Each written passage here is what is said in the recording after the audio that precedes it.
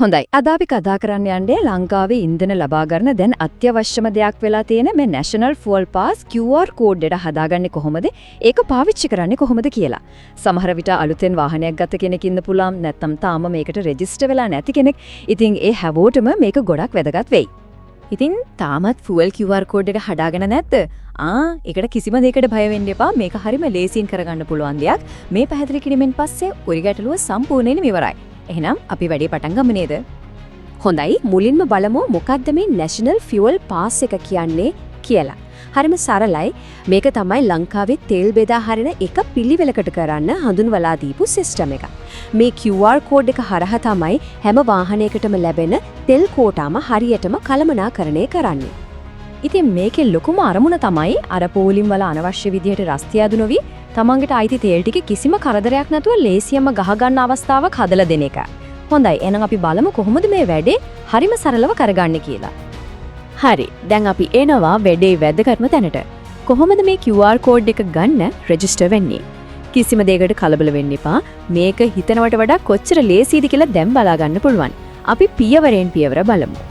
මෙන්න බලන්න මුළු process එකම තියෙන පියවර 4කින්.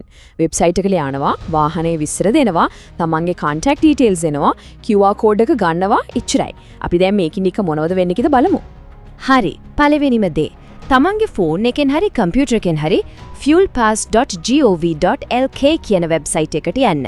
ගිය ගමන්ම පෙනේ register කියලා බටන් එකක්. අන්න ඒක ක්ලික් කරන්න.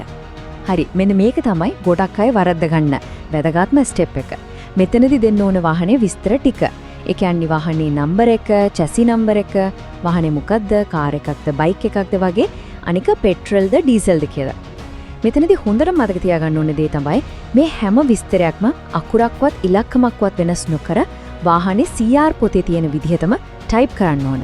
ඒක හරිම වැදගත්. වාහනේ විස්තර ටික හරියටම දුන්නට පස්සේ ඊළඟට දෙන්න තියෙන්නේ තමන්ගේ ෆෝන් නම්බර එකයි ඊමේල් ඇඩ්‍රස් එකයි. ඒ ටිකට දීලා සබ්මිට් බටන් එක ඔබන්න. එච්චරයි. ඔන්න වැඩේ හරි. හැමදේම හරියට දුන්නා නම් තප්පර කීපයකින් මේ වගේ QR code එකක් ජෙනරේට් වෙනවා. දැක්කද? මුළු රෙජිස්ට්‍රේෂන් එකම ඉවරයි. හරිම ලේසි නේද? දැන් මේ QR code එක ලැබුණට පස්සේ ඒක පරිස්සම් කරගන්න ඕන. හොඳම දේ තමයි ඒක ඩවුන්ලෝඩ් කරගන්න එක. ඊට පස්සේ ෆෝන් එකේ ස්ක්‍රීන්ෂොට් එකකුත් ගහලා තියාගන්න. තව ඕන නම් print out එකක් අරගෙන වාහනේ තියාගන්නත් පුරුවන්. එතකොට කොහොමවත් වරදින්නේ නැහැ. හරි. දැන් QR code එක අතේ තියෙනවා. ඒත් ඉතින් වැඩේ සම්පූර්ණ වෙන්න නම් ෂෙඩ් එකකට ගියාම මේක කොහොමද පාවිච්චි කරන්න කියලා හරියටම දැනගෙන ඉන්නත් ඕනනේ. අපි දැන් බලමු මේක කොහොමද වෙන්නේ කියලා. මේකත් හරිම ලේසියි. ෂෙඩ් එකට ගිහින් Tamanගේ QR code එක එතන ඉන්න කෙනාට ස්කෑන් කරන්න දෙන්න. එයාලා ඒක ස්කෑන් කරලා බලනවා කෝටාව තියෙනවද කියලා. කෝටාව තියෙනවා නම් Tamanට ඇති තෙල් ප්‍රමාණය ගහ ගන්න පුළුවන්. එච්චරයි. හරි. දැන් ගොඩක් දෙනෙක්ට තියෙන ප්‍රශ්නයක් තමයි කෝටාව ඉවර වුණොත් මොකද වෙන්නේ කියලා. කිසිම ප්‍රශ්නයක් නැහැ. හැම සතියකම નિયમિત දවසට මේ කෝටාව ඔටෝ රීසෙට් වෙනවා. ඒ කියන්නේ ආයෙත් මුලින්ම පිරෙනවා. ඉතින් ඒ ගැන වද වෙන්න දෙයක් නැහැ. හරි. එහෙනම් අපි දැන් සම්පූර්ණ process එකම කතා කළා. අවසාන වශයෙන් මේ වැඩේ කිසිම අවුලක් නැතුව කරගන්න මතක තියාගන්න ඕන වැදගත් ටිප්ස් ටිකක් තියෙනවා. අපි ඒ ටිකත් ඉක්මනට බලලා දාමු. මේ ටික අනිවාර්යයෙන්ම මතක තියාගන්න. එකක්, QR code එක හැම වෙලේම ෆෝන් එකේ ලේසියෙන් ගන්න පුළුවන් තැනක තියාගන්න.